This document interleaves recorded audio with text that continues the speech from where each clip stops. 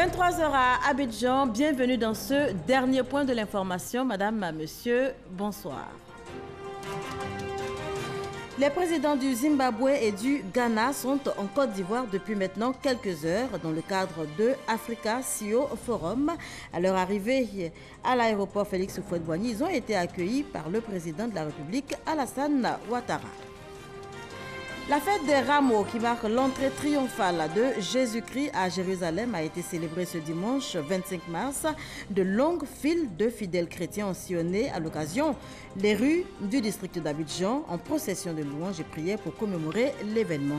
Et puis, des milliers de manifestants dans les rues de Barcelone après l'arrestation ce dimanche de Carles Puigdemont, l'ex-président indépendantiste catalan sous le coup d'un mandat d'arrêt européen lancé par l'Espagne a été arrêté 5 mois après donc avoir fui son pays.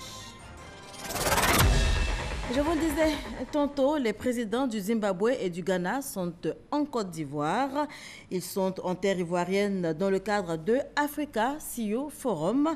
À leur arrivée à l'aéroport Félix Houphouët-Boigny, ils ont été accueillis par le président de la République, Alassane Ouattara. On y va tout de suite avec Jérôme Kofi Abola. L'arrivée ce dimanche de 2 chefs d'État africains en Côte d'Ivoire. Le premier à l'aéroport Félix Houphouët-Boigny est le président zimbabwéen Emmerson Mnangagwa. Il y a été accueilli à sa descente d'avion par le président de la République, Alassane Ouattara, vers 16h50. Le chef de l'État zimbabwéen sera suivi quelques heures plus tard, précisément aux environs de 21h30, par le président ghanéen Nana Akufo-Addo, également accueilli à sa descente d'avion par le président Alassane Ouattara avec à ses côtés d'autres autorités ivoiriennes. Les présidents ghanéens et zimbabwéens viennent à Abidjan pour prendre part à la 6e édition de Africa CEO Forum, prévue les 26 et 27 mars dans la capitale économique ivoirienne. Mais il n'est pas exclu qu'ils saisiront cette occasion pour avoir des entretiens avec le président Alassane Ouattara sur des sujets d'actualité préoccupants. Des rencontres de cette nature très fréquentes que l'on peut prendre comme des preuves que la sollicitude du chef de l'État ivoirien au regard des différents défis n'en finit pas d'être considérée chapeau bas par ses pairs de la sous-région, sur le continent et même dans le monde. Voilà, Emmerson Mnangagwa et Nana Akufo-Addo, les présidents du Zimbabwe et du Ghana, sont donc en Côte d'Ivoire depuis seulement quelques heures pour prendre part à Africa CEO Forum qui ouvre ses portes demain. Africa CEO Forum, le grand rendez-vous des privés africains, c'est donc demain. L'événement va se tenir sur 2 jours, je vous le disais tantôt, autour de questions liées donc au développement socio-économique des pays d'Afrique. L'idée est née en 2012 et poursuit son petit bout de chemin. Que retenir des 5 précédentes éditions?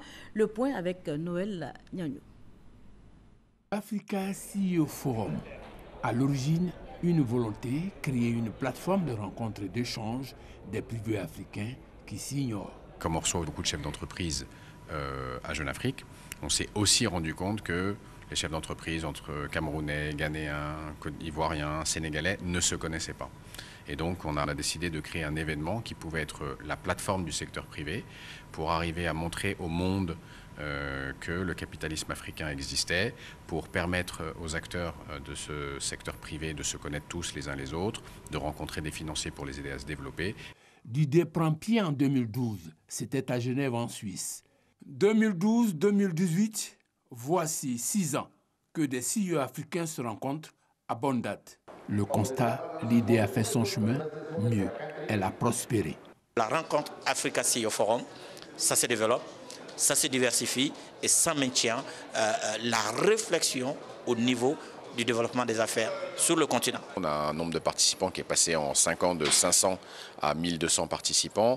Vous avez vu la qualité des participants, le nombre de pays qui sont représentés, de l'Afrique de l'Est, de l'Afrique de l'Ouest, l'Afrique centrale, l'Afrique du Sud. Et surtout la qualité du networking qui se fait, la qualité des discussions. On a maintenant des communautés qui se sont créées dans le forum, notamment la communauté des femmes dirigeantes, la communauté des jeunes entrepreneurs. La raison essentielle de cette performance, les fils d'Afrique ont compris qu'ils doivent relever les défis du développement parce que c'est maintenant ou jamais. Aujourd'hui, il y a une vraie fenêtre pour l'Afrique. Ne nous leurrons pas, tout le monde est focusé sur l'Afrique, comme tout le monde était focusé sur l'Asie, mais ça ne va pas durer toute la vie. D'ici quelques temps, une autre région va émerger. Donc toute l'intelligence, c'est comment l'Afrique va avoir cette capacité, durant ces 5 ans, à transformer le potentiel en réalité pour que, définitivement, on prenne le train de l'émergence. Et ça, c'est les grands défis. C'est des défis pour nos dirigeants. Il faut aussi que nous, chefs d'entreprise, nous soyons conscients de la même chose. Mais que si on ne transforme pas dans les 5 ans, ça va aller ailleurs et on n'aura que nos yeux pour pleurer. La mise en garde est suffisamment explicite. Que faire? Comment le faire? Avec quels moyens humains, matériels et financiers pour s'inscrire en bonne place dans l'histoire du monde? Voilà la lame de fond qui a traversé les réflexions des 5 éditions. Pour les besoins de la cause, nous avons retenu le thème de l'édition 2017 à Genève. Réinventer un modèle des affaires propre à l'Afrique. Et pour cause. Que l'Afrique, justement, est dans une position de développement qui est nettement inférieure aux pays développés. Après tant d'années d'indépendance, on devrait aujourd'hui faire le bilan. Aujourd'hui, nous n'avons pas d'institutions fortes. Et je crois que c'est fondamental. On a peut-être des leaders forts, mais on n'a pas d'institutions fortes. Et c'est ça qui, certainement, cause un gros problème dans la mesure où quand les gens changent, on a comme l'impression que même les habitudes qui ont été établies, ce qu'on appelle les best practices, vont changer avec les différents gouvernements. Seulement voilà, il a fait débat.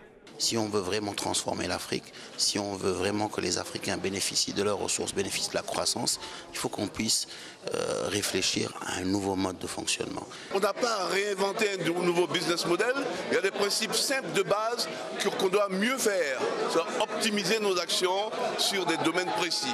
Une chose est sûre, l'Afrique doit s'accorder une démarche propre à elle, en consolidant la bonne gouvernance. Cela veut dire consolidation du droit dans les pays africains, amélioration de l'environnement des affaires dans les pays africains. Une préoccupation demeure. Comment rendre visible, lisible et compréhensible ces échanges et communications de belles factures au grand public afin qu'il soit conscient que les lignes bougent. Les initiateurs du Africa CEO Forum ont leur petite idée. On est producteur, comme vous le savez, de l'émission Réussite qui passe avec notre coproducteur Canal+, donc qui est déjà une émission qui est consacrée aux chefs d'entreprise.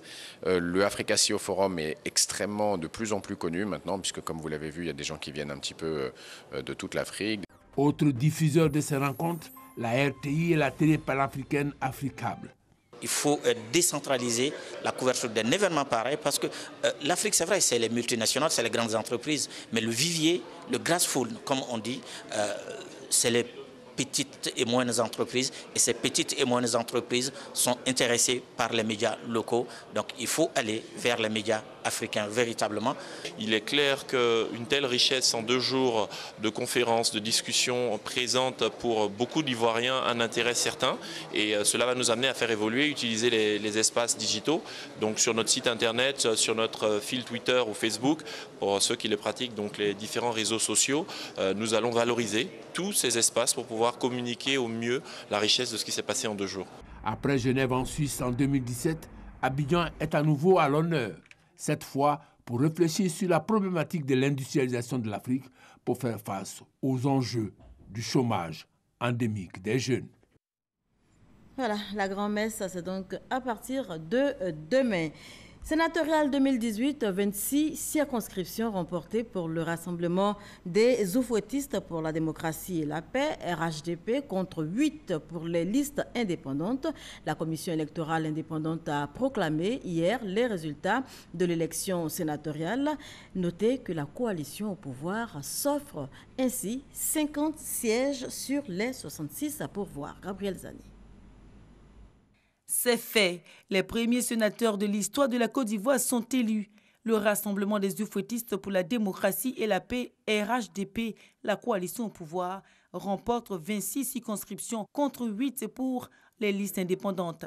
De ce fait, la coalition a obtenu 50 sièges sur les 66 à pourvoir contre 16 pour les listes indépendantes. La victoire du RHDP s'étend de la région du Bafing au Ouagadougou en passant par les régions de la Bagoué, du Bélier, Cavali, de l'Indéné, Djoablan et du district d'Abidjan, pour ne citer que ces circonscriptions. Un succès qui dessine en filigrane la majorité obtenue par l'Alliance des oufouettistes. Et au-delà, cela traduit la force de la coalition sur le terrain politique. Les indépendants ont tout de même réussi à ravir des sièges dans 8 circonscriptions. Ils se sont imposés, entre autres, dans les régions du Lagné-Bitiassa, du Béré, Bunkani, Bokle, Beke, ainsi que dans le district de Yamoussoukro. Ces résultats ont été livrés à l'issue du vote des 7010 grands électeurs. Le taux de participation à ces élections pourrait être élevé sur l'ensemble des 31 régions et des 2 districts du pays. Samedi 24 mars, à la mi-journée, la commission électorale indépendante chargée d'organiser le scrutin avait annoncé un taux national de participation estimé à 63,92%. Ces élus constituent les 2 tiers des membres du Sénat. Le tiers restant sera nommé par le président de la République avant l'entrée en fonction de cette institution prévue le 10 avril. Le Sénat est la 2e chambre du Parlement ivoirien à côté de l'Assemblée nationale. Voilà, je vous conduis à présent à la frontière ivoiro-ghanéenne où un nouveau scanner vient d'être installé par les douanes ivoiriennes d'une capacité de contrôle de 25 camions à l'heure. Notez que ce nouveau scanner est un don de la Chine pour donc améliorer les performances des douanes ivoiriennes, notamment à ce poste. Lanciné Bakayoko. Ce nouveau scanner de Noé est un maillon efficace dans la sécurisation de la frontière ivoiro-ghanéenne, mais surtout un outil précieux dans la facilitation des formalités de dédouanement des marchandises à l'import. Face à la fraude et au trafic de tout genre constaté tant dans les ports que dans les postes frontaliers, il était impérieux pour la douane de se doter d'équipements modernes afin de juguler ces fléaux qui impactent négativement nos performances. Cet équipement moderne, guichet unique de contrôle, va donc renforcer le dispositif opérationnel du bureau douanier de Noé. Les opérateurs économiques sont pleins d'optimisme. Ça va permettre la célérité au niveau des opérations de dédouanement. Ça va réduire les délais et moi je pense que ça va réduire les coûts aussi. Ce scanner, un don du gouvernement chinois, témoignage de la qualité de la coopération bilatérale entre Abidjan et Pékin. C'est bien dans le but de contribuer aux efforts du gouvernement ivoirien de renforcer ses capacités d'application de la loi en matière de douane, de lutter contre le fraude, la contrebande. Le gouvernement chinois a décidé d'octroyer, sous forme de dons, un lot d'équipements d'inspection de conteneurs. Cet appui logistique chinois est motif de satisfaction pour le gouvernement de Côte d'Ivoire, surtout que le scanner va favoriser la création de nouveaux corps de métier, notamment dans les domaines de l'analyse d'images, de la maintenance et de la radioprotection. Pour l'exercice budgétaire 2018, l'objectif de recette des douanes est de 1803 milliards de francs CFA. Pour réaliser cet objectif, le gouvernement a installé jeudi dernier un conseil de discipline des douanes, organe de promotion de la bonne gouvernance. Depuis 2014, l'AGEROUTE, l'agence de gestion des routes, bénéficie d'un appui de l'Union européenne, un appui qui porte notamment sur le renforcement des capacités des chefs de projet de l'AGEROUTE en matière donc de formation. L'enjeu de cette formation qui concerne les maîtres d'ouvrage délégués, eh bien, c'est d'assurer un meilleur suivi des grands chantiers routiers initiés par l'État. C'est ce que nous dit Mama Traoré. Réaliser une route implique à la fois un maître d'ouvrage et un maître d'œuvre. Le premier cité est le commanditaire et le second, l'entreprise désignée pour bâtir la route. Pour un meilleur suivi du chantier afin d'aboutir aux résultats escomptés, le commanditaire a souvent recours à un MOD, maître d'ouvrage délégué. Son rôle est majeur dans l'aboutissement du projet. Une MOD mal assurée, ça pourrait engendrer des problèmes de mise en œuvre de chantier, des délais de chantier qui ne seraient pas respectés, des montants de chantier qui soient dépassés, des contentieux qui soient difficiles à traiter. Ça pourrait avoir des très très fortes conséquences. En Côte d'Ivoire, l'agence de gestion des routes, AGEROUTE, assure la maîtrise d'ouvrage déléguée pour le compte de l'État sur les chantiers routiers. Depuis 2014, l'agence bénéficie de l'appui technique de l'Union européenne, un renforcement de capacité en matière de maîtrise d'ouvrage délégué. Grâce à cet appui-là, on arrive quand même à cerner toutes les facettes qui existent en fait dans ce rôle-là qui nous est dévolu en tant que représentant de l'AGEROUTE, donc représentant les intérêts de l'État de Côte d'Ivoire sur les chantiers. Avec les acquis de cette formation, l'AGEROUTE va relever le niveau de ses prestations pour ainsi se lancer à la conquête du marché sous-régional. Le secteur de la maîtrise d'ouvrage délégué est désormais ouvert à la concurrence selon une directive de l'UEMOA, Union économique et monétaire ouest-africaine. Le système ouest-africain d'accréditation, qu'est-ce que c'est? Quelles sont ses missions? Son intérêt? Autant de questions qui ont trouvé réponse dans le Dimanche Magazine de ce 25 mars 2018. Le directeur général de la SOAC, Marcel Gbaguedi, était l'invité de la rédaction. Extrait. Pourquoi les pays font autant d'efforts pour mettre en place ce type d'organisme? On a vu plusieurs crises, par exemple sanitaires. En Europe, la crise de la vache folle, la viande de cheval, ainsi de suite. Vous avez beaucoup de produits qui entrent, des produits qui sortent. Comment est-ce qu'on garantit que les produits qui sont mis sur le marché sont conformes? Vous avez la téléphonie, vous avez pas mal de produits auxquels le consommateur est confronté tous les jours.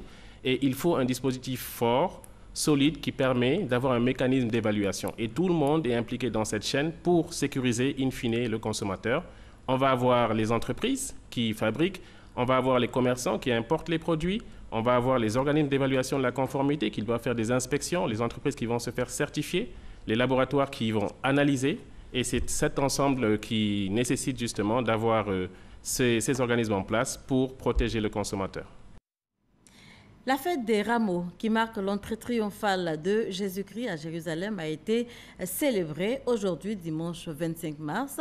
De longues files de fidèles chrétiens ont sillonné à l'occasion les rues du district d'Abidjan. Procession dans les rues en louange et en prière pour donc commémorer l'événement qui, notez-le, précède la Semaine Sainte, dernière semaine de pénitence avant la Pâque. Isaïou. Le dimanche des rameaux, le 6e dimanche du carême chrétien, célébré chaque année. Les fidèles chrétiens de Côte d'Ivoire ont donc sacrifié à la tradition en célébrant ce dimanche la fête des rameaux. Procession, chants, louanges et prières, rameaux à la main pour commémorer le Christ.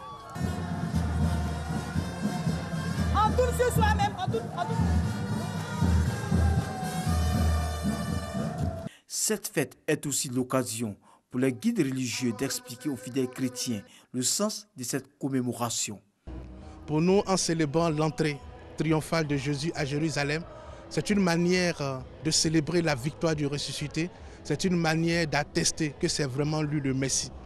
À travers la cérémonie de la Passion, nous découvrirons les traits caractéristiques de ce Messie que nous célébrons, qui passe par la souffrance, qui passe par le rejet, qui passe par sa dignité qui est bafouée, qui passe par le port de sa croix, qui passe par la mort, mais qui va ressusciter. Les rameaux, c'est symbolique parce que autant donc du Seigneur Jésus-Christ et même dans l'Antiquité, c'est la symbolique de la victoire. Lorsque les Romains partaient donc au combat et qu'ils venaient vainqueurs, on tissait les rameaux et donc en tant que couronne, généralement c'est le général qui portait cela pour donc dire que c'est un général victorieux. Pour les fidèles chrétiens, l'heure est à la reconnaissance au Christ. Nous sommes dans la joie aujourd'hui. C'est un grand jour, un jour de bénédiction, un jour de gloire. Aujourd'hui, jour de Rameaux, ils vont acclamer le Seigneur, le proclamer comme roi. Et vous allez voir, d'ici vendredi, ils vont le crucifier. Mais comme lui n'est pas homme, il est Dieu parfait, il va ressusciter le voilà après sa mort. Et donc c'est dans ce processus que nous entrons, où on vous glorifie, on vous crucifie, et puis Dieu vous ressuscite. La fête de Rameaux ouvre la semaine sainte qui précède la fête de Pâques. Cette fête sera célébrée le dimanche prochain par les fidèles chrétiens après 40 jours de carême. Dans la région de Gbeke, le processus d'identification des femmes lancé en décembre 2017 par le Compédium des compétences féminines de Côte d'Ivoire se poursuit. La cible, les femmes de tout niveau. L'opération a connu un coup d'accélérateur avec la récente rencontre initiée par le Compédium à Bouaké. Kader Sogodogo. Rencontre d'accélération du processus d'identification des femmes de tout niveau qui excellent dans leur domaine d'activité. La conseillère spéciale du président de la République, coordonnatrice nationale du compendium des compétences féminines de Côte d'Ivoire, Euphrasie Kwasi Yao, échange avec le comité de la région pilote, le Béquet. Tout doit être mis en œuvre pour que le processus avance vite et bien. Nous leur avons donné 2 semaines pour que nous puissions avoir la base de données de toutes les femmes compétentes de la région du Béquet, depuis la ville jusque dans les campements. Et avec cette base de données, nous allons avoir une cartographie des femmes qui excellent dans tous les domaines d'activité dans la région du Béquet. Aucune femme ne sera omise. Nous allons jusque dans les zones rurales parce que c'est de ça qu'il s'agit. On ne se limite pas dans la ville pour les femmes intellectuelles, mais nous voulons faire sortir la citoyenne lambda dans le village pour qu'on sache exactement de quoi elle est capable pour la mettre en exergue. Depuis le début du mois de janvier 2018, les 4 départements de la région de Béquet, Sakassou, Béomi, Botro et Boaké, sont sillonnés à l'effet d'identifier toutes les femmes. L'alcool, c'est pas cool, la drogue te détruit. C'est le thème d'une vaste campagne de sensibilisation lancée par le ministère de la Promotion de la Jeunesse, de l'Emploi des Jeunes et du Service civique. Objectif visé, changement de comportement chez les jeunes. L'étape de Boaké, tout de suite avec Konaté Ngana. Attirer l'attention des jeunes sur les risques et dangers liés à la consommation de l'alcool, de la drogue et autres substances nocives, telle est la mission du ministre Sidi Touré en initiant la campagne nationale de communication pour le changement de comportement. À Boisflé, dans la région de la Maraoué, le ministre de la Promotion de la Jeunesse, de l'Emploi et du Service civique a exhorté la jeunesse dans son ensemble à plus de prise de conscience. L'usage abusif du tabac, de l'alcool et des produits psychotropes est nocif et constitue le principal facteur de risque de maladies chroniques qui peuvent conduire les jeunes à une mort prématurée. Chers amis jeunes, je voudrais m'adresser à vous en vous interpellant. Oui, jeunes, attention, l'alcool, c'est pas cool et la drogue te détruit. Des conférences sur l'alcoolisme et la toxicomanie, leurs effets et conséquences ont été débattues. Des échanges qui ont permis aux jeunes de prendre conscience de leur vulnérabilité face à de nombreux fléaux. Étant élève, lorsque tu fumes, tu ne peux pas bosser. Lorsque tu bois, tu n'as plus le contrôle de ta vie, ce qui va faire que tu vas abandonner tes études. Nous, en tant qu'éducateurs, nous avons même mis des cellules en place pour sensibiliser les enfants, afin que la drogue quitte les écoles une bonne fois pour toutes. Des bénéficiaires de fonds ont été visités dans leur entreprise par le ministre Sidi Touré et le salut au drapeau en début de matinée. La lutte contre le cancer également d'actualité, sensibilisation et dépistage pour prévenir ou guérir au plus tôt les victimes. Et c'est à l'initiative d'un réseau d'experts européens. Une femme meurt toutes les 2 minutes du cancer du col de l'utérus selon l'Organisation mondiale de la santé. Plus de 500 000 nouveaux cas sont enregistrés tous les ans à travers le monde. En Côte d'Ivoire, ce sont plus de 1500 femmes qui contractent cette maladie par an. Pour les experts de la santé, seul le dépistage reste le meilleur moyen de prévention. C'est un cancer qui est provoqué par un virus appelé le papillomavirus humain qui est transmis de façon préférentielle sur le plan sexuel. Et lorsque ce virus est posé au niveau du col de l'utérus, il va commencer à se développer, à ronger les cellules. Une femme qui a atteint d'un début de cancer du col de l'utérus, si elle est diagnostiquée tôt, peut guérir totalement et mener une vie normale. Pour mieux lutter contre cette maladie, le réseau des chambres des experts département Afrique de l'Ouest, en collaboration avec le service d'aide et d'assistance aux réfugiés et apatrides, initie une séance de formation et de dépistage en faveur des femmes.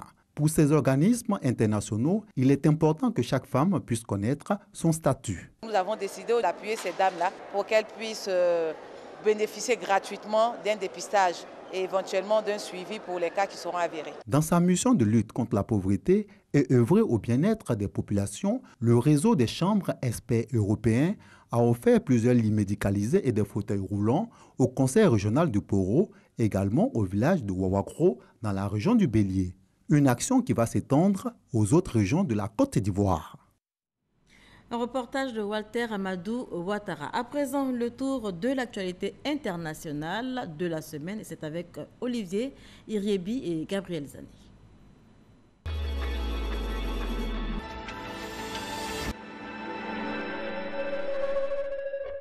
L'Union européenne et le Royaume-Uni ont trouvé un accord sur les termes d'une période de transition post-Brexit. Cette information a été donnée lundi par les négociateurs en chef des deux parties, Michel Barnier et David Davis. La période de transition qui durera jusqu'au 31 décembre 2020 est souhaitée par Londres pour éviter les conséquences d'une rupture brutale fin mars 2019 en attendant que soient conclus des accords commerciaux entre l'UE et le Royaume-Uni.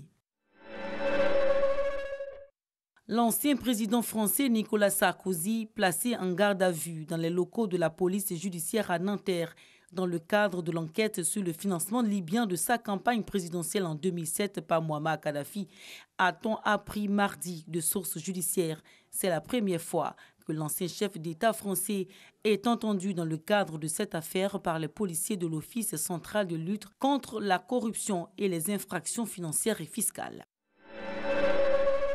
Au moins 47 personnes, dont des femmes et des enfants, tuées en une année en République démocratique du Congo dans la répression des manifestations contre le maintien au pouvoir du président Joseph Kabila, selon un rapport du Haut-Commissaire des Nations Unies aux droits de l'homme et de l'ONU, publié mercredi.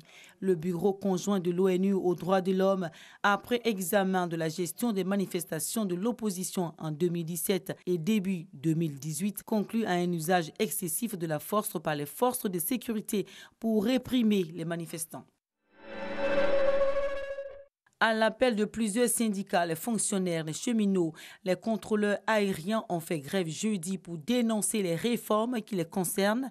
Ils défendent le service public. Selon eux, ces grévistes dénoncent la baisse du pouvoir d'achat et souhaitent un changement de leur statut. L'État islamique a revendiqué les attaques terroristes commises vendredi matin dans un supermarché de Trèbes dans l'Aube en France. Ces attaques ont fait 3 morts et 16 blessés. L'assaillant, identifié comme un franco-marocain radicalisé, a été abattu par la police.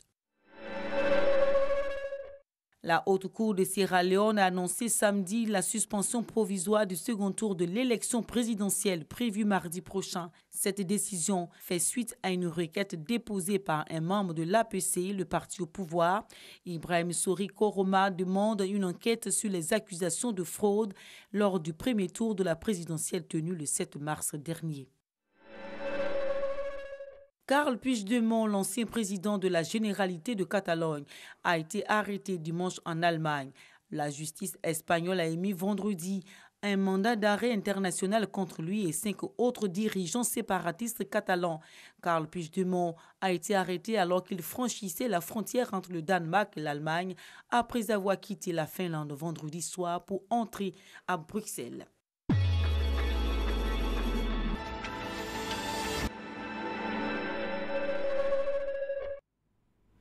Un commentaire de Gabriel Zani qui met un terme à ce journal. Merci de l'avoir suivi. Portez-vous bien.